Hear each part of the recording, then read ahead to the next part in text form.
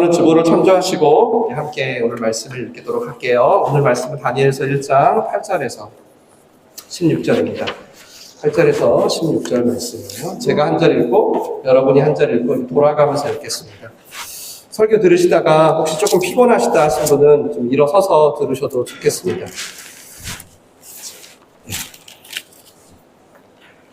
제가 먼저 읽고 여러분이 읽도록 할게요.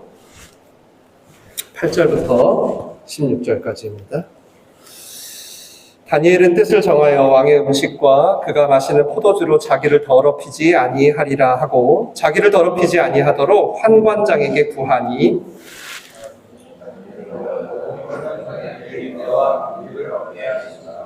환관장이 다니엘에게 이르되 내가 내 주 왕을 두려워하노라. 그가 너희 먹을 것과 너희 마실 것을 지정하였거늘 너희의 얼굴이 초췌하여 같은 또래의 소년들만 못한 것을 그가 보게 할 것이 무엇이냐. 그렇게 되면 너희 때문에 내 머리가 왕 앞에서 위태롭게 되리라 하니라.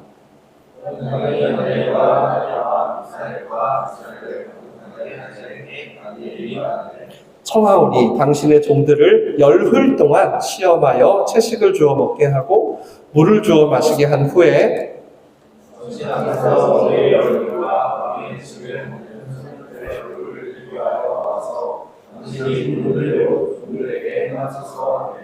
그가 그들의 말을 따라 열흘 동안 시험하더니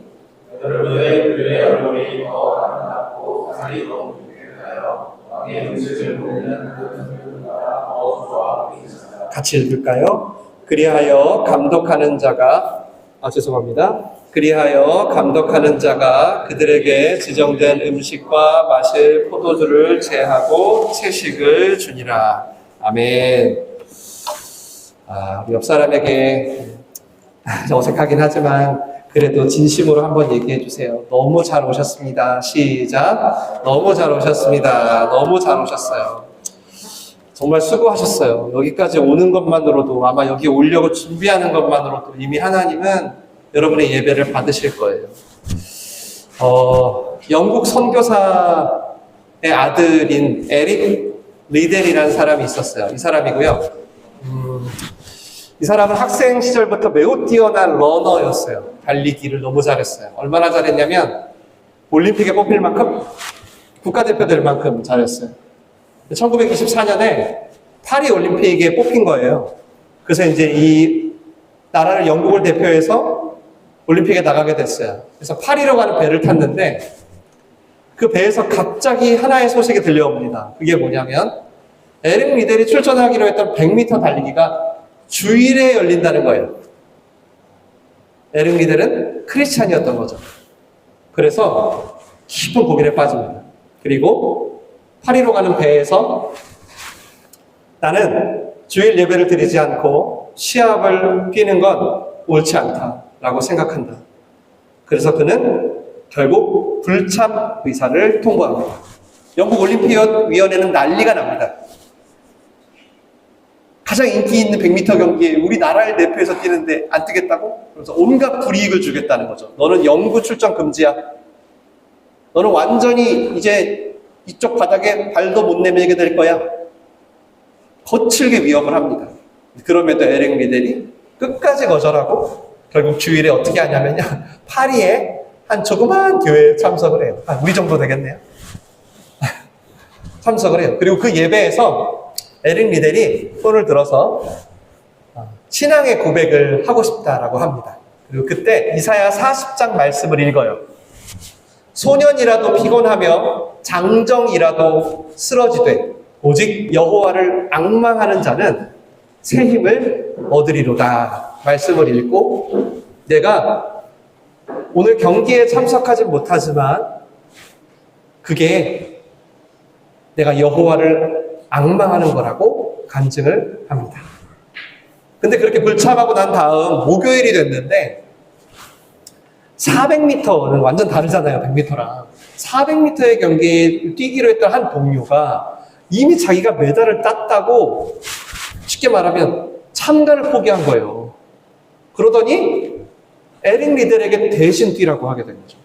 리델은 한 번도 뛰어보지 않은 400m를 뛰었는데 어떻게 됐을까요? 금메달을 따는 영광을 얻게 됩니다. 이 얘기가, 실제 얘기가 만들어진 영화가 1981년작 불의 전차이죠. 2016년에 우리나라에도 리메이크 돼서 상영이 됐고 아주 많은 사람들에게 알려졌습니다. 특별히 수많은 청년들이 사실 이 영화에 큰 영향을 받았죠. 저도 그 중에 한 명입니다. 청년 때인가요? 20살 때였던 것 같아요. 21살인가? 수련회 때 이제 이 얘기를 이제 듣고 이제 저도 토익 시험을 치지 않겠다고 이렇게 보이콧을 했던 기억이 나요. 지금은 이제 토익협회에서 토요일 시험을 만들었지만 저 때는 그게 없었거든요. 그래가지고 토익협회가 토요일 날 시험을 만들 때까지 이제 토익 시험을 안 친 거죠. 토익 시험. 왜냐면 토익 시험이 주일날 오전 10시부터 오후 2시까지 있거든요. 그렇게 주일에는 결혼식에도 못 가고 여행도 못 가고 하나님을 거룩히 예배하는 날이라고 해서 하나님을 섬기는 일 외에는 다른 어떤 활동도 하지 않았던 거예요. 물론 요즘은 여러분 1920년대랑 다르게 1980년대, 90년대랑 다르게 많이 달라진 분위기예요. 맞죠? 이제는 그래서 사람들이 이런 에릭 리델 같은 사람을 보면 어떻죠? 그렇게 우호적이지 않죠. 그리고 뭐라고 물어보죠? 아니 과연 그랬어야 됐냐고? 정말 그렇게 주일에 시험을 나가면 안 됐던 거야? 왜? 오전에 일찍 예배 드리고 가면 되잖아. 일부 예배. 아니면 시합을 다 마치고 아무 교회나 가도 되잖아. 그것도 아니면 라커룸에서 혼자 기도를 하는 거야. 그리고 혼자 하나님께 예배를 드려. 그래도 되는데 아니 아예 시험을 안 끼는 건 너무 유별난 거 아니야? 하는 거죠. 여러분 이런 얘기 안 들으세요? 저 엄청 많이 듣는데. 아니면 뭐 그럴 거면 처음부터 나가지 말든가. 대표로 나가지 말든가. 괜히 참가해가지고 주일은 안 뛰겠다고 그렇게 버티는 것은 그래도 우리가 팀 경기인데 팀인데 동료를 사기를 저하시킬 수 있는 어떤 그런 편협함 아닌가? 오히려 그게 크리스천답지 않은 거 아니야? 나는 뛰면 안 되고 쟤는 뛰어도 되고 그러다가 난 목요일날 어떻게 운이 좋아가지고 뛰었는데 금메달 땄어. 그게 과연 크리스찬이야? 저는 개인적으로 저의 신학적인 관점에서 볼 때 주일에 대한 제가 예전에 청년 때 가졌던 입장이 지나치게 율법적이었다라고 생각합니다. 그래서 저는 지금 주일날 여행도 가고요. 시합이 잡히면 운동도 해요. 제가 어려서는요.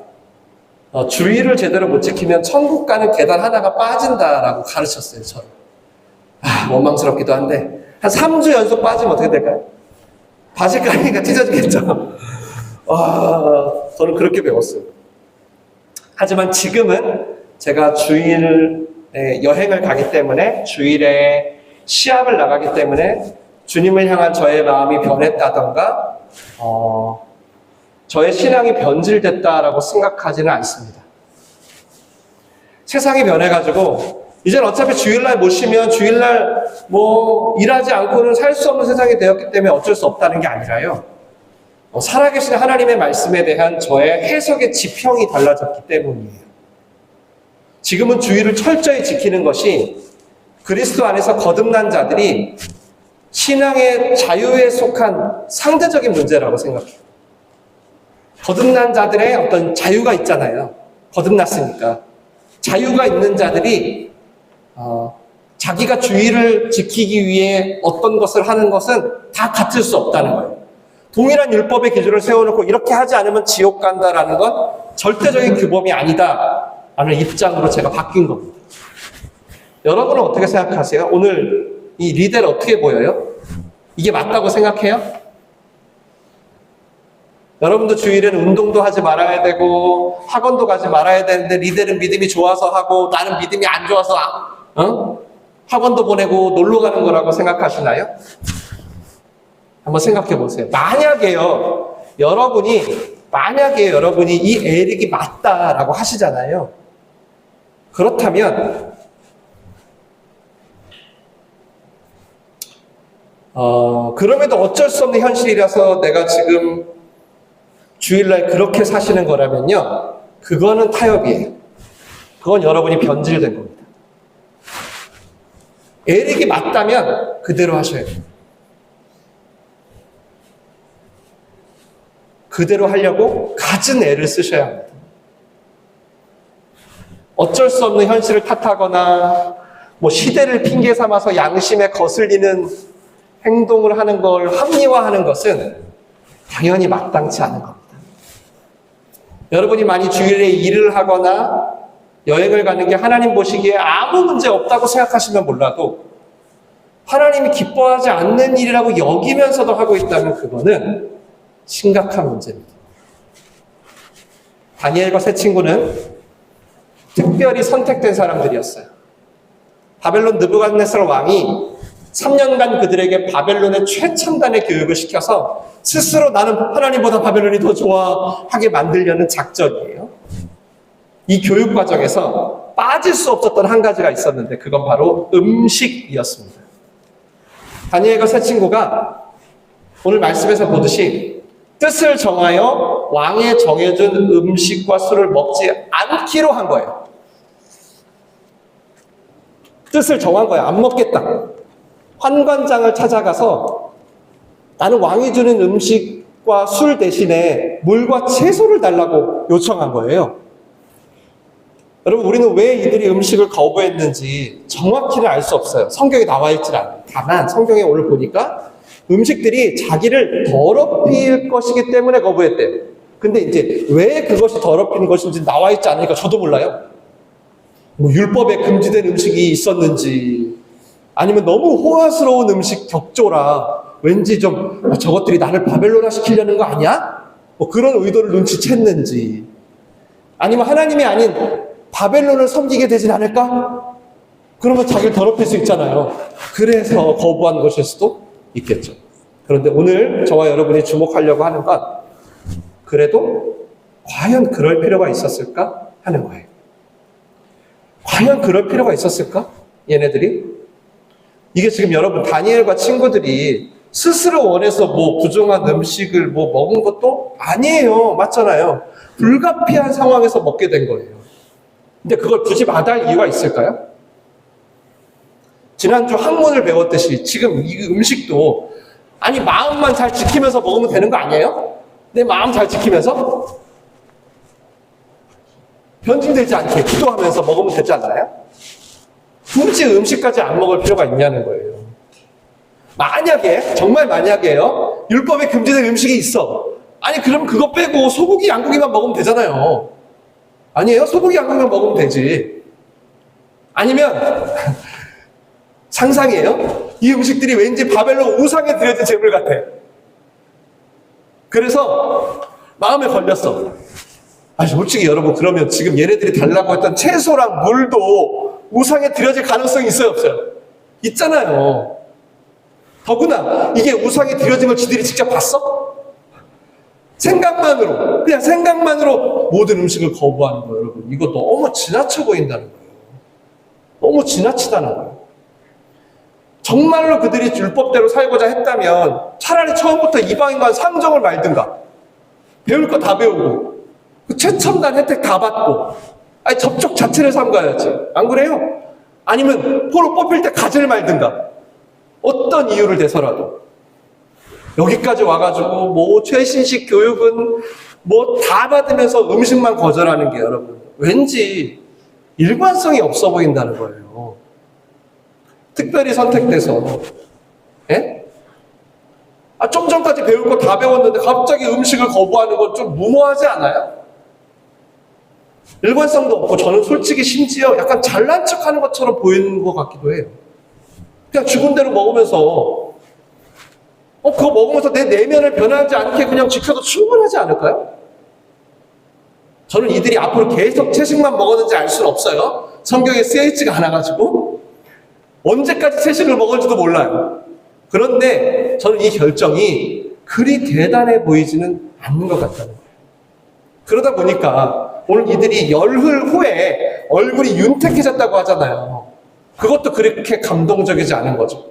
솔직히 여러분, 신앙적인 이유 아니더라도 저도요, 여러분, 진짜 한 열흘만 고기 안 먹고 야채만 먹잖아요. 그럼 얼굴 좋아져요. 안 믿으시네? 진짜라니까요. 열흘만 고기 끊어봐요. 얼굴 금세 좋아져요. 그뿐 아니라 솔직히 여러분, 까놓고 얘기해서 지금 이 상황, 지금 얘네들 상황에서 보면요, 지금 나라를 잃고 다른 포로들은 전부 어떻게 된 상태예요? 착취를 당하고 있는, 시달리고 있는 상태잖아요. 거기서 뭐 얼굴 좀 좋아 보이는 게 뭐 어쩌라고. 그게 뭐 어쩌라고요. 나라 잃고 온갖 학대를 당하면서 살아야 하는데, 아니 그 얼굴 좀 좋아졌다는 게 이게 뭐 그리 대단한 일인가요? 그렇지 않잖아요. 제가 오늘 너무 까칠하죠? 이유가 좀 있어요. 그 이유가 뭐냐면 바로 이 시대를 사는 많은 우리들이 이 세상에서 타협하는 삶을 살면서 제시하는 이유가 다 지금 제가 말씀드린 것들이기 때문입니다. 이것들은 지금 다 현대인들이 하고 있는 거예요.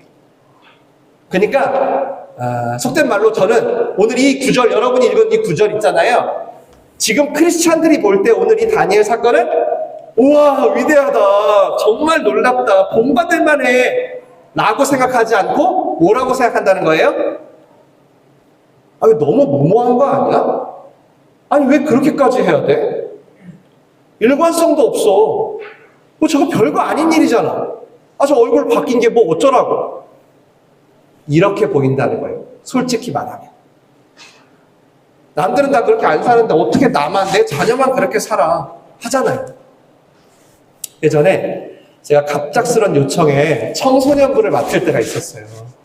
지방에 꽤 큰 교회, 한 3,000명쯤 되는 교회였어요. 갔는데 충격을 받은 거죠. 왜? 청소년이 30명도 안 되는 거예요. 너무 놀라서 목사님께 물어봤어요. 아니 목사님 왜 이렇게 애들이 없어요? 그랬더니 목사님이 그렇게 얘기하시는 거예요. 전도사님, 이 동네에 우리 학교들은요 주일에 자율학습을 합니다. 근데 자율학습을 그냥 하는 게 아니고 빠지면 결석 처리를 한다는 거예요. 그래서 이들이 주일날 교회를 올 수가 없고 다 학교를 가야 된다는 거예요. 너무 놀랬죠. 도대체 성도들이 어떻게 살았길래 기독교인이 30%가 넘는 이 지방의 작은 소도시에서 어떻게 애들이 주일 예배도 못 드리나 라는 생각을 했어요. 그랬더니 목사님 대답이 더 충격이에요. 뭐라 그랬을까요? 뭐라 그랬을 것 같아요? 교인들이 더 좋아합니다 라는 거예요. 교인들이 더 좋아한대요. 이 학교의 방침을 너무 긍정적으로 생각한대요. 대부분이. 그래서 저를 불렀는지 일단은 좋은 대학을 가고 그리고 신앙생활을 하면 된다는 거예요. 일단은 좋은 대학을 가는 게 하나님께 영광이라는 거죠. 아마도 이분들은 학생 때 교회를 다니지 않은 애들이 대학 갈 쯤 되면 교회를 완전히 떠난다는 사실을 모르는 것 같아요. 오해를 하지 마세요. 오해 마시길 바라요. 저는 주일에 교회를 가야 되냐 가지 않아도 되냐를 말하는 게 아니에요. 주일에 학교를 가야 되냐 공부를 해야 되냐 말아야 되냐를 말하는 게 아니에요. 저는 주일에도 공부를 해야 된다고 믿는 사람이에요. 저의 신학은 단지 바벨론 한복판에 살면서 바벨론에 물들지 않고 하나님의 뜻대로 살고자 하는 크리스찬들이 거기서 믿음을 지키며 살기 위한 어떠한 결단과 희생도 없는, 하나님의 뜻을 지키겠다는 어떠한 정함도 없는 그런 애매함을 말하고자 하는 거예요. 크리스찬으로서 나의 정체성을 보일 수 있는 그 어떠한 기회도 피하려고 하는 그 애매함이 있어요. 아유, 어차피 자꾸 넘어지고 타협하다 보니까 이제는 어디쯤 선을 그어야 될지도 모르겠어요. 술이고 담배고 돈이고 쾌락이고 다 귀찮고, 아니 그렇게 나 하나 달라진다고 뭐 세상이 달라져요? 그런 애매함을 말하는 거예요. 애매함. 지금 크리스찬들이 저는 어떤 신앙적 결단도 스스로 안 하려고 하는 일종의 햄릿 증후군 같은 모습도 보이는 것 같아요. 햄릿 증후군 아세요? 그냥 좋은 게 좋은 거예요. 교회 다니면서 내 안전과 형통을 보장받고 싶은, 햄릿이 아버지를 죽인 삼촌을 향해서 죽일까 말까 고민하는 거예요. 그러면서 사느냐 죽느냐 그것이 문제로다. 계속 고민해. 어떠한 결정도 못하고 유보하면서. 이걸 또 다른 말로 maybe generation이라고 하더라고요. maybe generation. 모든 게 분명치 않아요. 항상 애매해요. 심지어 신앙도 애매해요. 결정을 유보하고. 현상적으로는 이 햄릿 증후군이 선택의 폭이 넓어졌기 때문에 생긴 일이라는데, 저는 이 시대의 애매함은 단순히 선택의 폭이 넓어서는 아닌 것 같아요. 인생에 어떤 궁극적인 목적을 그냥 순간적인 쾌락과 순간적인 만족과 편안함에만 두니까 그야말로 선택의 폭이 애매해져 버린 거예요. 아무리 선택의 폭이 넓어도 여러분, 우리가 사실 어떤 결정을 하게 되는 궁극적인 목적이 있어야 되거든요. 근데 그게 없는 거예요. 그러니까 뭐죠? 나도 내가 뭘 원하는지 몰라. 단순히 선택의 문제가 아니라 나도 내가 뭘 좋아하는지 몰라. 나한테 뭐가 소중한 가치인지를 몰라. 뭐가 좋은지 몰라요, 진짜로. 그래서 여러분, 이 다니엘서가 주는 중요한 교훈이 뭐냐면, 신실하신 하나님이 잠깐 세상에 우리를 맡겨놨다는 진리도 소중하지만, 누가 과연 이 바벨론 같은 세상에서 이 사실을 인식하며 살고 있는가? 누가 과연 이 사실을 인식하며 살고 있는가? 이게 중요한 거예요. 저는 다니엘과 이 친구들의 오늘 이 선택이요, 이 결정이요, 모든 사람이 따라야 할 결정이라고 생각하진 않아요. 저는 어느 시대를 살든지 좋은 음식을 먹으면 안 된다든지, 뭐 주일에 학교를 가면 안 된다든지, 저는 이런 것들이 아니라는 거예요. 또 이들은 뜻을 정했고, 그럼 뜻을 안 정한 사람은 좀 믿음이 떨어지나? 저는 그렇게 생각하지도 않아요. 그럼 중요한 건 뭐냐? 중요한 건 이 진퇴양난의 상황에서 이 아무것도 할 수 없는, 내가 할 수 있는, 포로니까 할 수 있는 게 없어 보이는 이 상황에서, 이 열악한 상황에서도 다니엘은 역사의 주인이 느부갓네살이 아니라 하나님이라는 걸 알았다는 거예요. 그리고 아주 미약하지만 그 하나님을 향한 그의 신앙을 표현하고 인정하고 싶었던 거예요. 그래서 어떤 게 덜 위험할까? 어떤 게 최소한의 저항으로 안전하게 날 지킬 수 있을까? 이게 아니라 하나님이 내 인생의 주인이라는 것을 어떻게 이 상황에서도 여전히 붙들고 살 수 있지? 그게 중요한 문제인 거예요, 다니엘한테. 나의 이런 행동을 율법적이네 아니네 누가 어떻게 보내지 그걸 신경 쓰는 게 아니라 내가 지금 이 상황에 어떻게 여전히 내가 하나님을 붙들 수 있지? 먹을 수밖에 없는 상황이라 할지라도 먹지 않기로 뜻을 정했기 때문에 이제 다니엘에게는 이 음식을 먹는 게 죄인가 아닌가는 지금 중요한 게 아니에요. 그는 단지 내가 이걸 먹지 않기로 했습니다. 그 이유는 지금 내 삶을 다스리는 건 느부갓네살이 아니라 하나님이시라는 걸 보여주고 싶었습니다. 그게 다니엘이 하고 싶었던 정함이에요. 자, 그럼 우리가 살고 있는 이 시대는 바벨론이 아니라 하나님이 우리의 주인이고 하나님이 우리를 다스린다는 걸 증명하기 위해 우리는 뭘 해야 될까요? 우리가 할 수 있는 일은 도대체 뭘까요? 적어도 10대 소년이었던 이들이 생각할 수 있는 이때 자기 신앙의 정체성을 지킬 최선의 방법은 왕의 음식을 거절하는 거였어요. 그럼 2024년을 사는 지금 우리가 이때 바벨론보다 더 세속의 물결이 충만한 이 속에서 할 수 있는 일은 뭐냐는 거예요. 아무리 세상이 세 보여도 그 가운데 하나님이 살아계시고 나는 그분을 의지하며 산다는 걸 볼 수 있는 길이 도대체 뭐냐는 거예요. 옛날에 제가 청년부 시절에는 심심치 않게 들리던 간증이 있었어요. 레퍼토리는 거의 똑같습니다. 거의 비슷한 간증들이 있었어요. 일단 군대에 가서 술을 안 마셔가지고 뒤지게 맞았다는 얘기, MT 가서 사발식을 시켰는데 거절했다가 찍혔다는 얘기, 거래처 가서 단란주점에 가서 접대를 해야 되는데 그걸 거절해서 계약이 취소됐다는 얘기들, 부장님이 주일날 아침에 회사 등산 간다고 모이라고 했는데 거절했다가 회사 잘렸다는 얘기들, 저 청년 때예요. 여러분 오해하지 마. 저 때는 이런 얘기들이 어렵지 않게 들렸어요. 그래서 저 때는 하나님을 믿는다면 당연히 술, 담배는 안 하는 거고 당연히 주일이면 교회 가는 거고 그걸로 혹시라도 어떤 피해가 생기거나 내가 손해가 생기면 그거를 그리스도의 십자가라고 생각했던 것 같아요. 근데 어느 순간부터 사람들은 아니 술을 마시고 담배를 피고 적당히 타협하고 즐기는 게 주일 빼먹는 게 왜 죄야? 라는 질문을 하기 시작했어요. 그리고 그런 것 자체를 마치 신앙의 본질인 것처럼 여기는 풍토를 정죄하기 시작했어요. 세상의 문화를 죄악시하려는 어떤 율법적인 태도에 대해 상당히 거부감을 갖기 시작했어요. 술, 담배를 하지 않는 게 신앙의 기준처럼 보였던 시대에 술, 담배는 신앙의 본질이 아니지 않아? 라는 질문이 들어온 겁니다. 그런데 말입니다, 여러분. 그런데 말이에요. 그런데 그래서 우리가 술, 담배는 우리 신앙을 보여주는 길이 아니야. 하나님이 주인 된다는 걸 세상에 드러내는 길로서 술, 담배를 하지 않는다는 거, 그거 지나치게 율법적인 요소야. 라고 거부하기 시작한 교회와 크리스찬들이 그리고 그럼 그 다음에는 오케이, 좋아. 그건 율법적 요소래. 본질이 아니래. 오케이. 좋아. 자, 그럼 그리고 나서는 뭐 했냐는 거예요. 그 다음에 뭐 했냐는 거예요. 어떻게 뜻을 정하고 어떻게 정체성을 드러낼 건데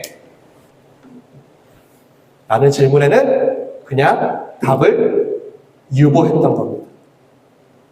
시대정신에 편승해서 예배도, 돈도, 쾌락도, 사랑도 모든 걸 자유롭게 해요. 자기의 소견대로. 율법적 요소라고 하면서. 오케이, 좋아요. 좋아. 그럼 그 다음에는 뭐 했냐는 거예요. 애매하게 사는 거예요. 애매하게. 그걸 얘기하는 거예요. 오늘 설교가. 크리스찬은 여러분, 아무리 시대와 문화가 바뀌어도 반드시 포기하고 저항해야 할 것이 있어야 돼요. 예수님 때문에. 어쩔 수 없어요. 모든 크리스찬 다 똑같아요. 예수님과 동행을 해야 되기 때문이에요. 예수님이 그러신 분이라. 시대와 문화를 막론하고 말이죠. 3000년 전 왕의 음식을 안 먹겠다고 뜻을 정했던 이 청년들의 모습이 저는 물론 무모해 보여요. 솔직히 어리석어 보이기도 해요. 근데 그들이 적어도 그들의 삶의 현장에서 이게 크리스찬의 정체성을 확인하고 보일 수 있는 하나의 모습이었다고 한다면 지금 저는 이 시대에서 얻은 십자가의 자유로 무엇이든지 포기해야 된다고 생각합니다. 그것이 명품이든 그것이 편안함이든 그것이 쾌락이든 그것이 자존심이든 우리 교회가 여러분에게 어떤 법으로 정할 수 있는 건 아니에요. 그래도 적어도 내가 하나님의 소유고 그러므로 내 삶은 하나님이 다스린다는 걸 나도 경험하고 세상도 알 수 있는 무엇이 내 삶에 있어야 되고 우리도 그걸 위해서는 뜻을 정해야 한다 이 말입니다. 이 뜻을 정하는 게 너무 쉽게 변질되고 이 애매함에 익숙해졌을 수 있어요, 여러분. 그러니까 망설여지는 거죠. 정말이에요, 여러분. 식사 기도도 못합니다. 제 이 얘기가 여러분 정말이에요. 식사 기도도 못해요. 그 잠깐의 저항을 못 견뎌서.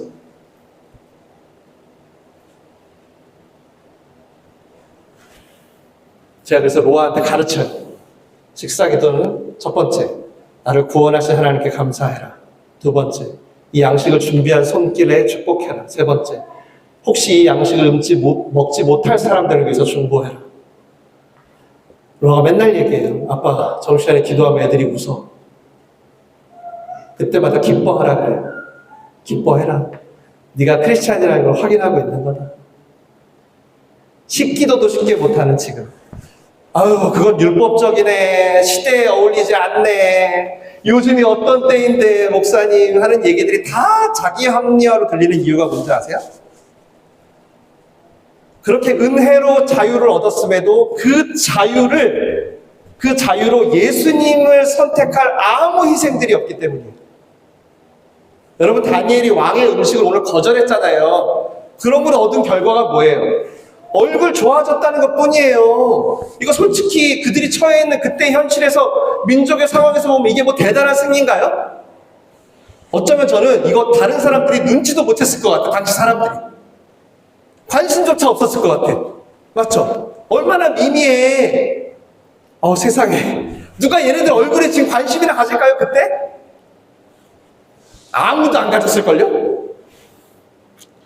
그러나 이렇게 미미해 보이고 미약해 보이는 그런 저항이잖아요. 근데 여러분, 바로 이런 저항이 크리스찬이 살아있다는 증거입니다. 이 음식 안 먹는다고 다니엘이 세상 바꿀 수 있을 거라고 생각했을까요? 아니에요. 그러나 그 절박한 상황에서도 하나님이 여전히 나의 주인이고 내가 하나님을 의식하고 경외하고 있음을 단지 확인하고 싶었던 거예요. 자신에게, 또 친구들에게, 세상에게. 그래서 말도 안 되고 진짜 별 의미도 없어 보여. 그래도 저항한 거예요. 누가 보든 말든 그가 그 3000년 전 그 바벨론 한복판에서 할 수 있었던 저항을 한 거죠. 에릭 리델이 주일엔 뛰지 않겠다라고 했던 것처럼 1920년도. 혹시 잘리더라도 접대를 거절하고 술, 담배 몸부림쳤던 1990년대 제 청년 선배들처럼. 왕이 주는 음식을 먹어도 여러분, 그 마음이 하나님을 진실로 향했다면 그거 하나님 떠나는 거 아니잖아요. 맞잖아요. 그래도 그는 그 포로된 때에 미약하지만 저항하고 싶었던 거예요. 내가 살아있음을 하나님 앞에서, 또 자신과 동료들 앞에서 확인하고 싶었던 거예요. 그리고 저는 2024년을 사는 저와 여러분도, 물론 우리가 기독교라고 욕은 먹지만, 신뢰가 바닥으로 떨어졌지만, 그래도 여기 크리스찬 살아있다! 여기 아직 안 죽었다! 하면서 바벨론에 대한 저항을 보여야 한다고 생각합니다. 목사님, 그것 좀 저항한다고 세상 달라져요? 안 달라질지 몰라요. 포로 생활 안 끝날 수도 있어요. 그래도 해야 합니다. 저항해야 돼요. 그게 바로 프로테스탄트, 진짜 크리스천이에요. 이 거친 바벨론 한복판에서 여전히 나는 이 바벨론의 사람이 아니라 하나님의 사람이다. 이거 우리는 저항을 통해서만 확인할 수 있는 거예요. 그리고 예수님은 그걸 몸소 보여주셨죠. 여러분뿐 아니라 여러분 자녀들, 집사님들 계시고 우리 성우 형제 가정들, 여러분 자녀들의 시대에서 여러분의 자녀들은 어떻게 믿음을 지킬 수 있을 것 같아요? 한번 생각해 보세요. 어떻게 지킬 수 있을까요, 자녀들? 타협이 너무 당연한 시대. 아무리 저항해도 나만 왕대도 할 것 같은 이 척박한 땅에서 과연 자녀들은 뭐를 해야 할까요? 이 애매한 베이비 제너레이션에서 미약하더라도 내가 할 수 있는 저항의 뜻을 정해야 하는 것입니다. 저는 그것이 없이는 앞으로 그 어떤 세대가 오더라도, 저는 먼저 죽겠죠? 저희 자녀들보다. 어떤 세대가 오더라도 저는 암울할 거라고 봐요. 크리스찬의 웃음소리가 가득했던 제너레이션도 있었어요. 짧게. 그러나 지금은 오히려 비웃고 조롱하는 소리가 가득 찬 시대예요. 여러분, 그런 시대에서 교회에 나온 거예요. 저는 제가 목사라는 이유로 하루에 수십 번도 욕을 먹어요. 이 거대한 세속의 물결이 이미 교회의 자리, 이 예배의 자리까지 지금 들어왔잖아요. 이때 아닙니다. 여전히 하나님이 저와 저의 가정과 직장과 세상을 다스리십니다. 라고 고백을 할 수 있고, 또 그 고백을 붙들 때가 왔다는 거예요. 그걸 위해선 미미하더라도, 오늘 이 다니엘의 저항이더라도 하지 않으면 안 된다는 거예요. 어때요? 이제 이 친구들의 마음이 좀 이해가 돼요? 여러분의 삶 속에 이 저항이 재개되길, 시작되길, 그래서 모든 애매함을 부수고 하나님의 뜻 가운데 서시길 주님의 이름으로 축원합니다. 축원합니다. 기도할까요? 너무 고개를 확 숙이면 졸리니까 적당히 숙이시고 말씀을 생각해 보세요. 모든 게 다 애매해졌어요. 제가 생각할 땐 그래요. 모든 게 다 합리화됐습니다. 이 세상이. 도대체 우리가 여기서 하나님의 사람이라는 것을 어떻게 나도 확인하고 드러내야 할까요? 이걸 위해서 무엇을 해야 할까요? 괜찮아요. 무엇을 해야 할까요? 생각해봐요. 오늘 다니엘이 뜻을 정해서 왕의 음식을 먹지 않으므로 그들의 얼굴이 윤택해졌다는 그 말이 그렇게 큰 감동으로 들리진 않아요. 그럼에도 주님, 우리도 살아있음을 보이고 싶습니다. 우리도 하나님의 사람으로 이 세상 속에서 우리를 다스리는 건 느부갓네살이 아니라 하나님이라는 걸 스스로도 세상에도 보이고 싶습니다. 기도하십시다. 그 방법이 무엇이든 간에 성령이여 거룩한 뜻을 저항하게 하옵소서. 저항하게 하옵소서. 다 함께 말씀 생각하시면서